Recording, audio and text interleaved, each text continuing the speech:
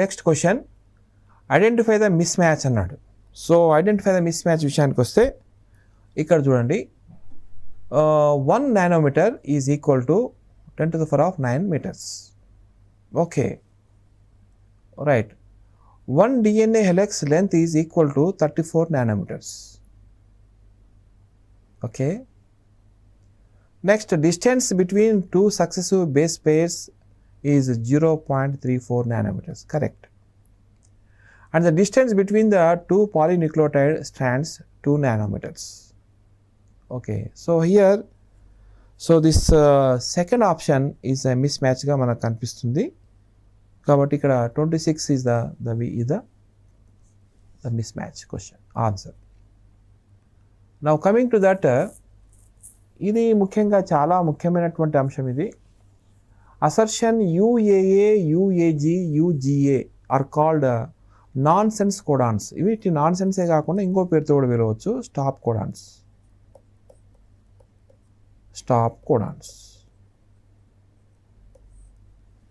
ఎందుకు stop codons అనాలి అంటే, ఇవి ముఖ్యంగా అమైనో ఆమ్లం యొక్క మామూలుగా ప్రోటీన్ సంశ్లేషణ అనేది ఇక్కడ ఆగిపోతుంది అన్నమాట. సాధారణంగా మెసెంజర్ RNA మీద మామూలుగా ఫస్ట్ది ఇది స్టార్టింగ్ కోడాన్, ఇది లాస్ట్కి వచ్చేది స్టాప్ కోడాన్. ఎప్పుడైతే స్టాప్ కోడాన్ వస్తుందో అమైనామ్లాలు వచ్చి చేరుతూ ఉంటాయి కదా, అక్కడికి ఆగిపోతాయి అన్నమాట. అందుకే దాన్ని స్టాప్ కోడాన్ అంటాం. అంటే tRNA ద్వారా ఎప్పుడైతే అమైనామ్లాలు మోసుకొని వస్తుందో ఇక్కడి వరకు వస్తాయి. తర్వాత వచ్చే అమైనామ్లము ఈ నాన్ సెన్స్ కోడాన్ దగ్గరికి ఏది రావు. అందులో ముఖ్యంగా 3 నాన్ సెన్స్ కోడాన్స్ లేదా స్టాప్ కోడాన్స్ ఉన్నాయి. UAA, తర్వాత UGA అండ్ UAG. ఈ మూడిట్లో ఏ ఒకటి వచ్చినా కూడా అమైనామ్లము ఇక్కడికి తీసుకొని రాదు. అంటే దాంట్లో ఎటువంటి సంబంధించినటువంటి రెండిటి యొక్క మ్యాచింగ్ అనేది జరగదన్నమాట. అంటే కోడాన్స్ యాంటీ కోడాన్స్ దీంట్లో ఉంటాయి. ఈ యాంటీ కోడాన్తో జత కడతాయి అన్నమాట. ఆ జత కట్టడానికి అవకాశం ఉండదు. ఈ కాంబినేషన్లో ఎక్కడ కూడా జత కట్టడానికి అవకాశం ఉండదు. కాబట్టి ఒకవేళ వచ్చి జాయిన్ అయినా కూడా జాయిన్ కావడానికి ఆస్కారం ఉండదు. So UAA, UAG, UGA are called as a nonsense codons.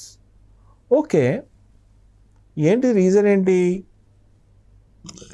Non sense codons are not useful for the organisms as they do not code for specific amino acids. Okay, so దీంట్లో మనం చూసినట్టయితే సాధారణంగా ఈ యొక్క అమైనామ్లాల యొక్క observation పరిశీలిస్తే అవి వచ్చి జాయిన్ అయినప్పుడు నాన్ సెన్స్ కోడాన్స్ వచ్చినప్పుడు ఆటోమేటిక్గా అక్కడికి ఎటువంటి tRNA రాదు. ఆటోమేటిక్గా ప్రోటీన్ అనేది అక్కడ లిబరేట్ అవుతుంది, అక్కడికి స్టాప్ అయిపోతుంది. సో ఈ ప్రోటీన్ అణువులో ఉన్నటువంటి లాస్ట్ అమైనో ఆమ్లము జాయిన్ అయ్యేటప్పుడు ఒకవేళ స్టాప్ కోడాన్ ఉంటే అంతటితోనే ఈ యొక్క ప్రోటీన్ సంశ్లేషణ అనేది ఆగిపోతుంది. కాబట్టి ఇక్కడ దీంట్లో రెండవది కొద్దిగా వేరే విధంగా కనిపిస్తుంది. కాబట్టి so that is A is the true but R is a false అనేది కనిపిస్తుంది. This is the correct answer. Okay, now another one. In DNA molecule, the distance between the two strands is uniform and the entire length is the 20 Armstrongs. Okay, but reason in DNA molecular, the two strands complementary to each other. Purine always comes opposite to pyrimidine. Okay, so 28 లోపల ఈ యొక్క సాధారణంగా ఒక రెండు రైలు పట్టాలు రెండు రైలు వచ్చి ఆగాయి, ఎదురెదురుగా ఆగినప్పుడు మనకు కనిపించే అంశం ఏంటంటే, ఇక్కడ ఒక రైలు ఆగింది, ఇక్కడ మనకు ఇంజన్ ఉంది, ఇక్కడేమో గాడ్ ఉన్నాడు, ఇక్కడ ఒక రైలు ఆగింది, ఇక్కడ ఆపోజిట్లో వచ్చింది, ఇదేమో ఫ్రంట్ సైడ్, ఇది బ్యాక్ సైడ్, ఇది ఫ్రంట్ సైడ్, ఇది బ్యాక్ సైడ్, ఇట్లా ఆగుతాయి అన్నమాట. అంటే ఈ రకంగా మనకు ఆపోజిట్ సైడ్ లోపల ఈ యొక్క స్టాండ్స్ మనకు కనిపిస్తాయి. మామూలుగా అయితే ఈ 2 ట్రైన్లు ఎట్లయితే ఆపోజిట్ సైడ్లో ఆగినాయో ఆ రకంగా మనకు డిఎన్ఏలో కూడా ఒక స్ట్రాండ్ ఆపోజిట్ స్ట్రాండ్ అనేది ఆపోజిట్గా కనిపిస్తాయి అన్నమాట. సో కాబట్టి ఈ 2 కూడా ఈక్వల్గా లెంత్ సమానంగా ఉంటాయి కాబట్టి సో ఈ రెండవ రీజన్ ఏదైతే ఉందో అది కరెక్ట్గా ఉంది. ఈ 2 కూడా కరెక్ట్గా ఉన్నాయి కాబట్టి ఈ ఫస్ట్ ఆప్షన్ కరెక్ట్ అవుతుంది. Okay, Streptococcus pneumoniae. Yes, okay, pneumoniae. In Streptococcus pneumoniae the bacterium S strain bacteria is having a mucus coat. This mucus is ఏంటిది అని అడుగుతున్నాడు. ఓకే, సో దీన్ని గమనించినట్టయితే ఇది సింపుల్ క్వశ్చన్. ఇది ఒక పాలీసెకరైడ్. ఓకే, ఇది యాక్చువల్గా POL పాలీసెకరైడ్. సో కాబట్టి ఇక్కడ పాలీసెకరైడ్ సంబంధించినటువంటిది ఇది ఒక మ్యూకస్ కోట్గా మనకు కనిపిస్తుంది. ఇది ఒక మామూలుగా దీన్ని S టైప్ అండ్ R టైప్గా మనకు 2 రకాలు ఉంటాయి స్ట్రెప్టోకోకస్లోంచి. ముఖ్యంగా మనకు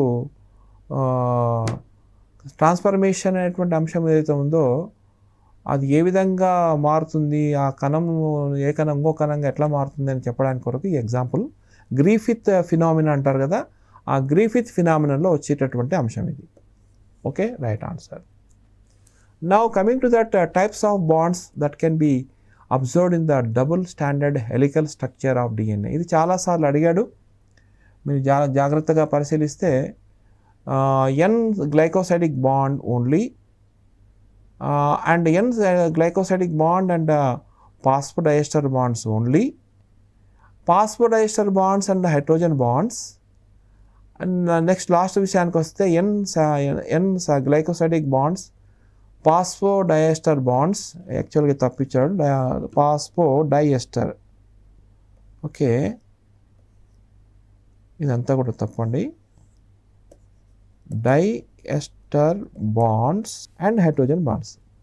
సాధారణంగా ఏంటంటే ఇక్కడ మనకు ఈ రకంగా పెంటోస్ షుగర్ ఉంటుంది కదా, పెంటోస్ షుగర్ ఇలా ఉంటుంది. ఓకే, ఇక్కడ మనకు అడెనిన్ వచ్చి జాయిన్ అయింది. ఇది 1 2 3 4 ఇక్కడ 5 వస్తుంది. సో ఇక్కడ ఉన్న అమైనో ఇక్కడ ఏంటంటే ఇది సాధారణంగా అమైనో ఆమ్లానికి తర్వాత పెంటోస్ షుగర్కు మధ్య ఉన్నటువంటి ఇది ఎన్ గ్లైకోసైడిక్ బాండ్. ఓకే, ఇక్కడ మామూలుగా ఏటి అన్నప్పుడు ఈ థైమిన్కు తర్వాత అడినిన్కు మధ్య ఉన్నటువంటి బాండ్ ఏదైతే ఉందో, ఓకే, ఇది తీసుకున్నట్టయితే ఇక్కడ చూడండి, ఇది చాలా ఇంపార్టెంట్. ఒక డిఎన్ఏ స్టాండ్ లోపల న్యూక్లియోటైడ్లో మనకు కనిపించేటటువంటి బంధాలు 3 రకాలు ఉంటాయి. ఒకటి ఎన్ గ్లైకోసైడిక్ బాండ్, ఒకటి రెండోది ఫాస్ఫోడైఎస్టర్ బాండ్. ఇది ఫాస్ఫోడైఎస్టర్ బాండ్గా తీసుకుంటాం, రైట్. ఓకే, తర్వాత హైడ్రోజన్ బాండ్స్. ఎట్లా ఏ విధంగా అంటే week hydrogen bonds between the adenine and guanine. Adenine అంటే అడినిన్ మాత్రం థైమిన్ మధ్య ఏర్పడేటువంటి week hydrogen bonds. A double bond T, G triple bond C. So ఈ రకంగా బంధాలు ఉంటాయి కాబట్టి 2 నైట్రోజన్ బేసెస్ మధ్యలో ఉండేటువంటి బంధాలను మనకు వీక్ హైడ్రోజన్ బాండ్స్గా చెప్తాం. తర్వాత ఎన్ గ్లైకోసైడిక్ బాండ్ ఏమో ఒక నైట్రోజన్ అంటే మామూలుగా నత్రజని సంయోగ క్షారానికి షుగర్ మాలిక్యూల్ మధ్య ఏర్పడేటువంటి బంధాన్ని ఎన్ గ్లైకోసైడిక్ బాండ్ అంటారు. అలా కాకుండా 2 షుగర్ మాలిక్యూల్ల మధ్య ఏర్పడేటువంటి బంధాన్ని ఏమంటే ఫాస్ఫోడైఎస్టర్ బంధం అంటారు. కాబట్టి ఈ ఫాస్ఫోడైఎస్టర్ బంధం అనేటువంటిది ఇక్కడ మనకు చూడవచ్చు. కాబట్టి correct answer is this one. 4th one correct answer చెప్పుకోవచ్చు. Then coming to the next one, find out the correct pair. So okay, let us see here 31 question కదా. ఓకే, దీంట్లో మనకు డిఎన్ఏ పాలిమరేస్, ఓకే, ఆర్ఎన్ఏ ప్రైమర్గా అది మనకు కనిపిస్తుంది ఉంటుంది అట్లా. తర్వాత DNA amplification splicing, restriction enzyme genetic code, DNA purification PCR అన్నాడు. అంటే కరెక్ట్ పేరు ఏమిటి అంటే మనకు మామూలుగా ఫైండ్ అవుట్ ద కరెక్ట్ పేర్ అన్నాడు.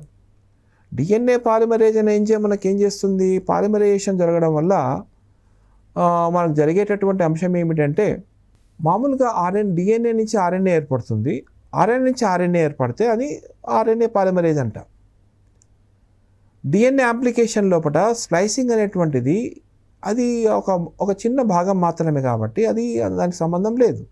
కాబట్టి రిస్ట్రిక్షన్ ఎంజైమ్ ఏదైతే ఉందో ఈ రిస్ట్రిక్షన్ ఎంజైమ్ అనేటువంటిది కరెక్ట్ పేరుగా మనకు కనిపిస్తుంది. డిఎన్ఏ ప్యూరిఫికేషన్ అనేది అది కూడా కరెక్ట్, పీసీఆర్ కాదు, పాలిమరేజ్ చైన్ రియాక్షన్ కాదు. కాబట్టి ది ఆన్సర్ సి కరెక్ట్గా చెప్పుకోవచ్చు. Yes, let us see here a good vector 32. A good vector విషయానికి వస్తే ఇక్కడ మనకు ఈ క్వశ్చన్కు కరెక్ట్ ఆన్సర్ ఇది. ఓకే, తర్వాత నెక్స్ట్ క్వశ్చన్ విషయానికి వస్తే find out the correct pair అన్నాం.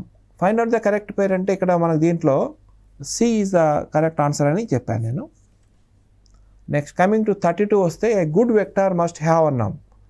గుడ్ వెక్టర్ మస్ట్ హ్యావ్ అంటే ability to replicate truly in the host and single site for a large number of restriction enzymes and the high molecular weight and enhanced stability.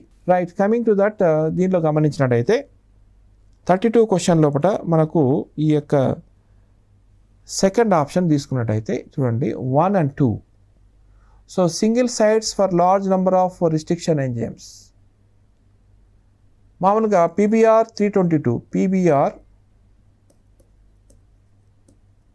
322 అనేటువంటిది ఈ యొక్క vector లోపల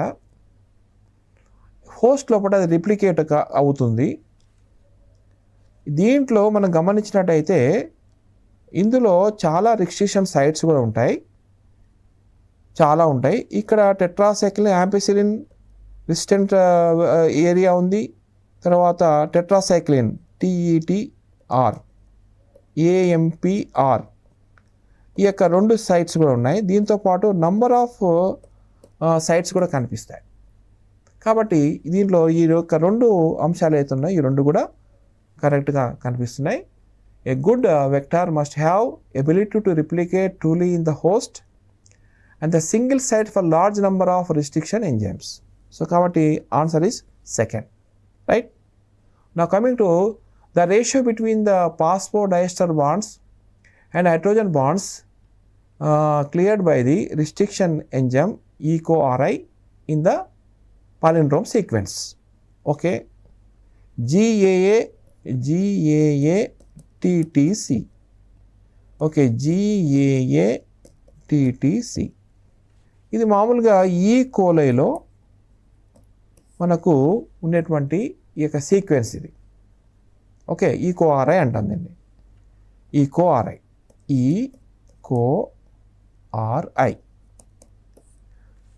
దీంట్లో మనం ఏం అడుగుతా అంటే the ratio between the phosphodiester bonds and hydrogen bonds cleared by the restriction enzyme EcoRI in the palindrome sequence అంటారు. దీంట్లో సాధారణంగా ఏంటంటే హైడ్రోజన్ బాండ్స్ని మనం చూసుకోవాలి, phosphodiester బాండ్స్ చూసుకోవాలి.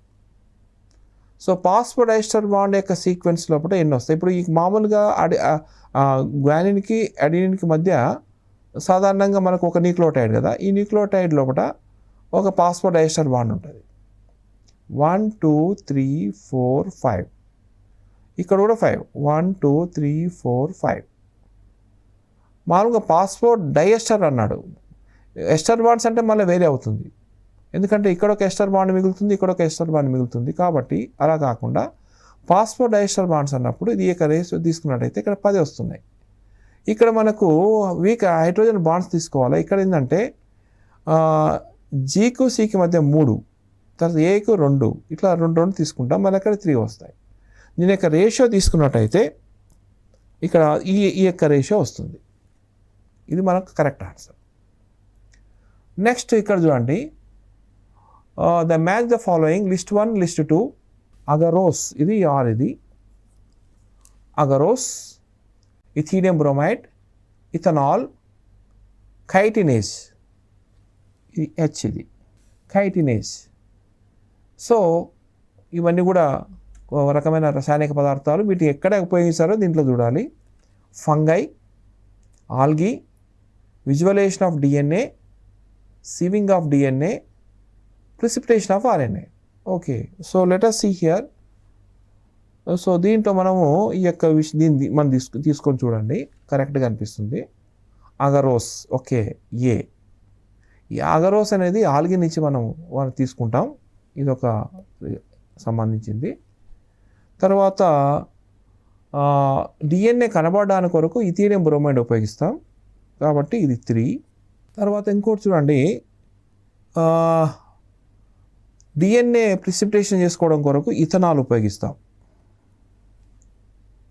ఓకే, కైటినేజ్ అనేటువంటి ఎంజైమ్ దేన్ని మనం డిజాల్వ్ చేయడానికి పనికి వస్తుంది, ఫంగైకి పనికి వస్తుంది. ఓకే, ఇది దీనికి సంబంధించినటువంటి కేటగరైజేషన్గా చెప్పుకోవచ్చు, కాబట్టి అది 3 ఆన్సర్ కరెక్ట్. ఇక arrange the following events in a sequence of according to the process of recombinant DNA technology అని అన్నాడు. రికాంబినెంట్ డిఎన్ఏ టెక్నాలజీ అనేటువంటి అంశాన్ని తీసుకొస్తే మొట్టమొదట మనం ఏం చేసుకోవాలి, డిఎన్ఏను మామూలుగా ఎక్కడో కణంలో ఉంటుంది, దాని నుంచి బయటకు తీయాలి, డిఎన్ఏని ఐసోలేట్ చేయాలి. ఓకే, సో దాని తర్వాత ఏం చేసుకోవాలి అనే అంశాన్ని తీసుకున్నట్టయితే ఇక్కడ చూడండి. ఓకే, ఇక్కడ 3 వచ్చింది కదా. తర్వాత ఎంజైమాటిక్ డైజెషన్ జరగాలి. తర్వాత నెక్స్ట్ విషయానికి వస్తే చూడండి, తర్వాత ఓకే 5 స్పూలింగ్. ఓకే, ఆ తర్వాత నెక్స్ట్ 2 లైగేషన్, ఆ తర్వాత క్వాలిటీ కంట్రోల్ టెస్ట్. ఇట్లా 5 ఇవ్వచ్చు, అంతకంటే ఎక్కువ కూడా ఇవ్వచ్చు. కాబట్టి ఇక్కడ మనకు isolation of DNA first 1, enzymatic digestion 2, spooling 3, ligation 4, quality control test 5. ఈ రకంగా తీసుకుంటే ఇది కరెక్ట్ ఆన్సర్ అవుతుంది. Next, which of the following technologies is based on the principles of antigen antibody interaction. ఈ సాధారణంగా లాస్ట్ చాప్టర్లో వస్తుంది, మైక్రోబ్స్ అండ్ హ్యూమన్ వెల్ఫేర్. కాబట్టి దీంట్లో మనకు ముఖ్యంగా ఏంటంటే యాంటీజెన్ యాంటీబాడీ ఇంటరాక్షన్ అంటే ఎలిసా టెస్ట్ వస్తుంది, ఇది మనం గమనించాలి, రైట్. ఓకే, తర్వాత study of the following table, disulphide. Okay, disulphide bonds, తర్వాత మాలిక్యులర్ డయాగ్నసిస్, క్రై ప్రోటీన్ అంటే క్రైజీన్ నుంచి వచ్చేది cry protein, polymerase chain reaction ఒకవైపు, తర్వాత human insulin, gene therapy, kill certain insects, detect variation in genes, ఇవి వస్తాయి. So here we can observe that ఇది మనకు కనిపిస్తుంది, అది చూద్దాం. మనకు 1 అనేటువంటి కాంబినేషన్ కరెక్ట్గా ఉంది. డైసల్ఫైడ్ బాండ్స్లో హ్యూమన్ ఇన్సులిన్. తర్వాత నెక్స్ట్ విషయానికి వస్తే మాలిక్యులర్ డయాగ్నసిస్, జీన్ థెరపీ కాదు. Cry genes in the kills certain insects అమ్మడానికి మనకి వస్తుంది, correct answer. Polymerase chain reaction అనేటువంటిది detect variants in the genes, అంటే మామూలుగా డిఎన్ఏ ఫింగర్ ప్రింట్స్ కొరకు కూడా ఉపయోగిస్తారనమాట. కాబట్టి ఈ 3 కరెక్ట్గా ఉన్నట్టుగా తెలుస్తుంది. Next, coming to that study of the following list. ఇది ఒక ముఖ్యంగా హైబ్రిడ్ వెరైటీస్ ఇవి. ఈ హైబ్రిడ్ వెరైటీస్లో చూసినట్టయితే ఎస్, ఇక్కడ మనం చూడవచ్చు, దీంట్లో మనకి ఇవన్నీ కనిపిస్తున్నాయి. ఏ అట్లాస్ 66 వీట్ అనేటువంటిది హై ప్రోటీన్ కంటెంట్. తర్వాత బి హైబ్రిడ్ మేజ్ ఏదైతే ఉందో ఇక్కడ చూడండి, twice amount of lysine and tryptophan, right. తర్వాత సి విషయానికి వస్తే iron fortified rice, the C is a 3. Okay, so 5 times much iron. Next, coming to that D, beta carotene containing rice. So beta containing rice is actually for golden rice అంట. So beta carotene అంటే ఇది ఐస్కు చాలా ముఖ్యమైనటువంటిది, ఇది eye protection కొరకు ఉపయోగిస్తారు. Beta carotene is converting into vitamin A. Vitamin A అనేటువంటిది ముఖ్యంగా కంటి చూపుకు బాగా పనికి వస్తుంది అనమాట. కాబట్టి ఈ కాంబినేషన్ లోపల ఇలాంటివి చాలా లాస్ట్ చాప్టర్ లోపల ఇలాంటి క్వశ్చన్స్ వస్తాయి, కానీ జాగ్రత్తగా మీరు గమనించాలి.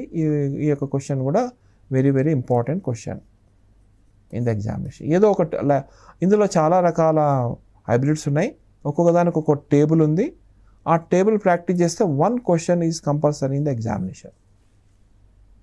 Okay, next coming to 39.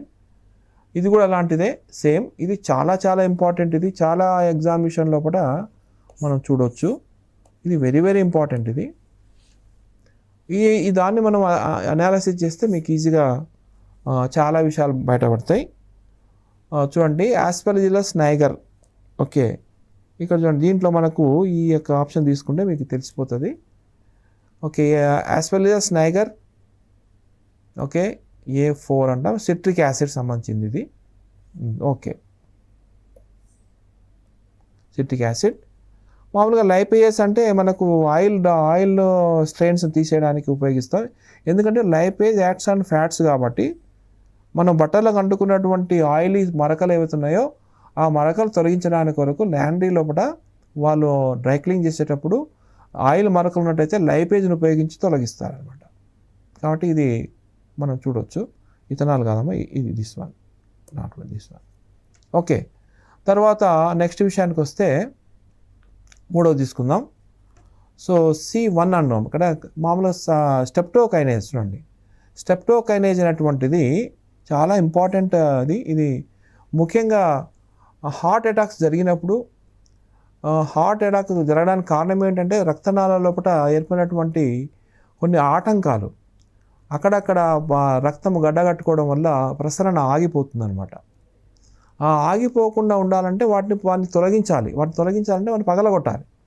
So streptokinase enzyme is specially used in the clot బ్లస్టర్గా ఉపయోగిస్తారు. కాబట్టి అది మనం చూడవచ్చు అనమాట. ఇక నెక్స్ట్ విషయానికి వస్తే సైక్లోస్పోరిన్ A. ఇది ముఖ్యంగా సాధారణంగా మామూలుగా పార్ట్ను మనము ట్రాన్స్ప్లాంట్ చేస్తుంటాము. కిడ్నీ ట్రాన్స్ప్లాంటేషన్ కానీ లేకుంటే ఇతర పార్ట్స్ను ట్రాన్స్ప్లాంటేషన్ చేసేటప్పుడు ఈ సైక్లోస్పోరిన్ Aను ఉపయోగించి ఇమ్యునో సప్రెసివ్ ఏజెంట్గా ఉపయోగిస్తారు. ఎందుకంటే మన బాడీలోకి ఏ యొక్క ఆర్గన్ను తీసుకోవడానికి ఇష్టపడదు. ఎప్పుడు ఇష్టపడదు అది. యాక్చువల్గా వేరే పార్ట్ వచ్చి ఇందులోకి వచ్చి జాయిన్ అయితే అది యాక్సెప్ట్ చేయదు. ఆ చేయకుండా ఉండడం కొరకు ఏం చేస్తారంటే సైక్లోస్పోరిన్ Aని ఉపయోగించినప్పుడు అది నిమ్మలంగా ఉండిపోతుంది అనమాట. ఇమ్యూనో సప్రెసివ్ ఏజెంట్గా ఉండిపోయి దాన్ని రిసీవ్ చేసుకుంటుంది. అందుకే సైక్లోస్పోరిన్ A ఇచ్చినప్పుడే వేరే కిడ్నీ మన కిడ్నీ తీసేసి మన ఆ ప్లేస్ లోపల ఈ కిడ్నీని అమర్చడానికి కొరకు ఆ సమయం ఉపయోగపడుతుంది అనమాట. అట్లా ఉపయోగించుకోవడానికి సైక్లోస్పోరిన్ Aను ఉపయోగిస్తారు. ఇంకోటి లాస్ట్ది స్టాటిన్స్. మీకు అందరికీ తెలుసు, సాధారణంగా ఉభయకాయత్వాన్ని తగ్గించడం కొరకు ఉపయోగించేటటువంటి ఒక పదార్థం ఇది. ఇది మామూలుగా ఎలా ఉపయోగిస్తారంటే వీటిని మామూలుగా రెసిస్టెంట్గా మనకు ఫ్యాక్టర్స్గా ఉపయోగిస్తారు. అంటే ఇన్హిబిటింగ్ ఫ్యాక్టర్స్గా ఉపయోగిస్తారు. అంటే ముఖ్యంగా ఇందులో చూడండి, సాధారణంగా స్టాటిన్స్ అనేటువంటిది కొలెస్ట్రాల్ సింథసిస్లో మనకు బాగా పనికొస్తుంది అనమాట. కొలెస్ట్రాల్ సింథసిస్కు సంబంధించినటువంటిది ఇది కొలెస్ట్రాల్ లోయరింగ్ ఏజెంట్గా పనికొస్తుంది. అది మనం చూడవచ్చు. ఓకే, సో కాబట్టి ఈ యొక్క స్టాటిన్స్ అనేటువంటివి బ్లడ్ కొలెస్ట్రాల్ లోయరింగ్ ఏజెంట్గా రావడానికి పనికొస్తుంది. Right, okay. సో ఈ రకంగా మనకు ఈ బ్లడ్ కొలెస్ట్రాల్ లోయరింగ్ ఏజెంట్గా స్టాటిన్స్, తర్వాత సైక్లోస్పోరిన్ A అనేటువంటిది ఏదైతుందో ఇమ్యునో సప్రెసివ్ ఏజెంట్గా మనకు వస్తుంది. స్ట్రెప్టోకైనేజ్ క్లాట్ బ్లస్టర్గా, లైపేజ్ ఏమో removal of oily stains from the laundry, and Aspergillus niger నుంచి సిట్రిక్ యాసిడ్ని తయారు చేస్తాం. ఇక నెక్స్ట్ లాస్ట్ క్వశ్చన్ విషయానికి వస్తే biological oxygen demand. So the biological oxygen demand అనేటువంటిది వాటర్ యొక్క పొల్యూషన్ని మనకు తెలుపుతుంది. ఒకవేళ ఎక్కువ BOD ఉన్నట్లయితే ఎక్కువ పొల్యూషన్ ఉన్నట్టు, తక్కువ BOD ఉంటే తక్కువ pollution. Greater the BOD of waste water is a more polluting potential. Biological oxygen demand ఉంది. బయలాజికల్గా ఆక్సిజన్ డిమాండ్ చాలా ఎక్కువగా ఉంది అంటే ఆక్సిజన్ తక్కువ ఉన్నట్టే కదా.